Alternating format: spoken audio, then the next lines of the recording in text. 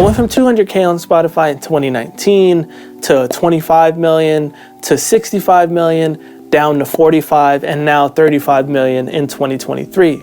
Does that mean next year I will be down another 10 million? Yeah, I was kind of right. 10 million less to be exact. We got 26 million streams for the year of 2024.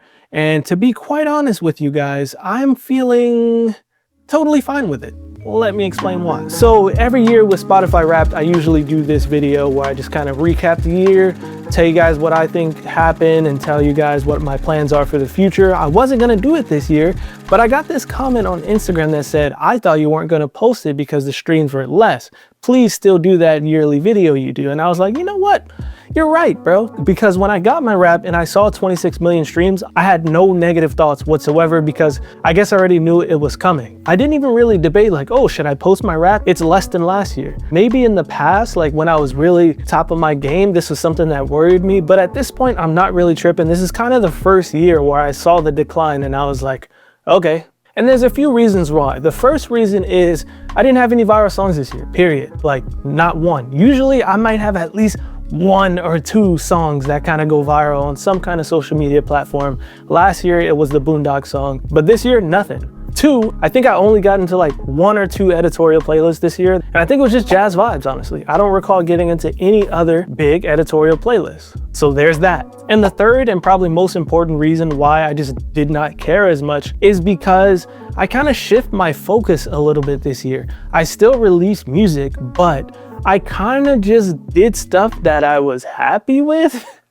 You know what I'm saying? Instead of like just trying my best to chase the next viral thing or the next million streams or this or that, this year I really focused on just like getting inspired. So at the start of the year, I dropped Lo-Fi Champloo. At that time, I'm listening to a whole lot of J Dilla. I'm listening to a whole lot of old school hip hop. I was watching Samurai Champloo. The soundtrack was crazy. So I'm like, yo, I'm really liking this vibe. So I made a whole project about that and I had a blast, dude, just kind of taking that inspiration and making something that's kind of different than my other stuff. Did it go crazy? No, I mean, it did relatively okay, but nothing viral, nothing crazy, but I enjoyed it. I put it out on vinyl. I didn't even sell out of the vinyl. I still have some vinyls up on my store, proudbylDre.com. If you want to grab one, quick plug. I had a lot of fun making that and a lot of people did enjoy it. And the next major focus shift for me was I started to actually learn piano. Now, granted, I haven't done a learning piano episode in a bit, but I promise you, before this year is over, I'm gonna pick it back up. I personally feel like if I don't pick up piano this month, then it's over with. But no, because when I started learning piano, it kind of shifted everything for me.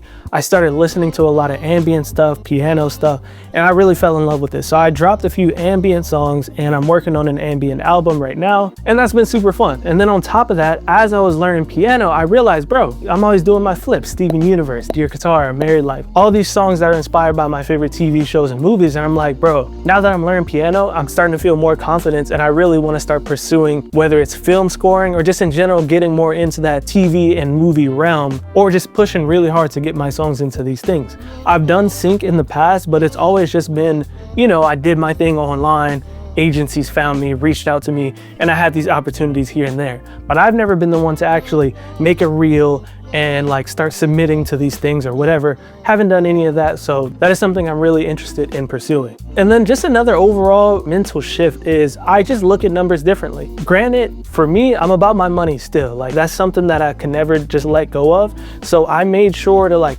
make my content, do my brand deals and all that kind of stuff. I still stayed on top of all of that. I lost 10 million streams this year compared to last year. I haven't finished all my finances for the year, but I'm like, I edged out last year as far as like the total amount of income I made this year versus last year.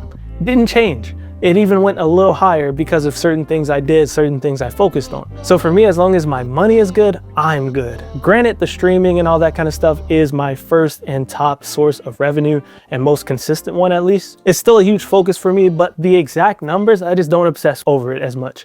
Like if you were to compare my screen time of Spotify for artists this year versus last year, Big difference, bro. I barely even check it. I barely check my monthly listeners anymore. At this point, I'm just focusing on getting better at making music, making fun stuff, and just putting stuff out whenever, however I want. I'm not worrying about editorial playlists anymore. Plus, I don't know what happened. You guys tell me. It could be a conspiracy or whatnot, but I have a slight suspicion that 90% of like the lo-fi editorial playlists have been like taken over by AI or something like that. I don't know if it's facts, and if you're a curator watching this, no disrespect, but it definitely seems like with the introduction of AI and all that kind of stuff, within the instrumental space, it's just gonna be harder and harder to get into these playlists because either the curators have been swapped out for AI or people are just releasing AI music that's making it harder and harder for artists to get into these playlists. So L.Dre conspiracy of the day, I don't know, but could be something. All that to say is I genuinely am at a place where my streaming numbers do not affect my mental health almost at all, okay? Almost at all. And even social media, TikTok, in the dumps, don't even care about it anymore. My main platform right now is Instagram and Threads. Those are where I'm seeing consistent numbers on. Those are what I'm just putting my time and effort into. And TikTok might be getting banned anyway, so it is what it is. All that aside though, at the end of the day, and I know a lot of people watching this right now will agree, 26 million streams, that's pretty sick. That's such a huge number. I'm still very happy with it. And to be totally honest with you, I guess another thing that made me satisfied with that number is the fact that it is that high. And I didn't have any viral songs this year. So I personally feel like right now I'm just kind of at like a plateaued level where it's like, shout out to my catalog is everything, guys. So I'm still able to kind of eat, pay rent, and this and that off of my catalog while working on music that I just enjoy and just hope for the best with that stuff. So hopefully my catalog continues to feed me for as long as possible while I kind of explore this other type of music that I want to make. Now, if you're looking for tips or anything to see how I can help you, all I can say is times are changing, content is king. And in today's day and age, you can't rely on playlists anymore, but you can still go viral. Even if TikTok gets banned, Instagram Reels, you can go viral on there just like any other platform. A lot of people are doing it. I've seen it happen. My main focus is for next year, probably just gonna be to continue kind of having fun. Like I said, I'm gonna drop an ambient album. I'm gonna drop more collaborations and stuff like that. And in all honesty, I'm just gonna keep doing my best to find ways to make money outside of streams. That's what it's always been about. You never want to rely on the streaming as a main source of revenue, because I'd say I won the lottery with like a lot of my songs. That's something that has to happen in order for you to really make a steady, stable living off of music. So while I'm having fun making music and stuff like that, I'm just gonna be, you know, dropping sample packs, continuing with the content, long form YouTube videos. Maybe I'll start a podcast. I have no idea, because another thing I realize is I change my mind every fucking week, dog. Every other week, I'm like, all right, I'm gonna start doing this style of content. All right, I'm not feeling that anymore. Now I'm gonna start doing this. That's just me. That's just life. And I feel like a lot of people can relate with that. So don't try to box yourself in. Just do you. Do whatever you can and be consistent with it. That's really all I can say. And that's all I'm gonna do, bro. Might as well be back at square one. I'm just gonna keep doing me, being as consistent as possible and hoping for the best, bro. That's all we can do. So yeah, I'm gonna leave you and myself with this final message. You got this no matter what. Look back on the year and be satisfied with what you've done and be hopeful for what you can do in the future. Hopefully, Dre, 2025, Dre, you're probably about to be turning 28. You're getting up there. People are calling you Unc now. Hopefully, maybe you figured it out, but if not, just keep it going, bro. Keep it going. And the last thing, the last tip and the thing that I'm gonna be focusing on for 2025 is try my best to get direct contact with the fans, okay? The best number that I got from Spotify Wrapped, I'm the top artist for 3.68 thousand fans. That's nuts, right? You know, I would like to get a small percentage of that on a mailing list. If you like my music and you want to be notified when I drop new music, the link for my mailing list is in the description. I'd highly recommend you set one up for yourself as well. Right now, I'm using Squarespace. It's not the cheapest. Try Beacons. Beacons is super sick. It's a link in bio tool. You can make a website. They also have email. I moved from that only because I made a whole new website, super clean, super nice on Squarespace. So I'm just using their built-in email stuff.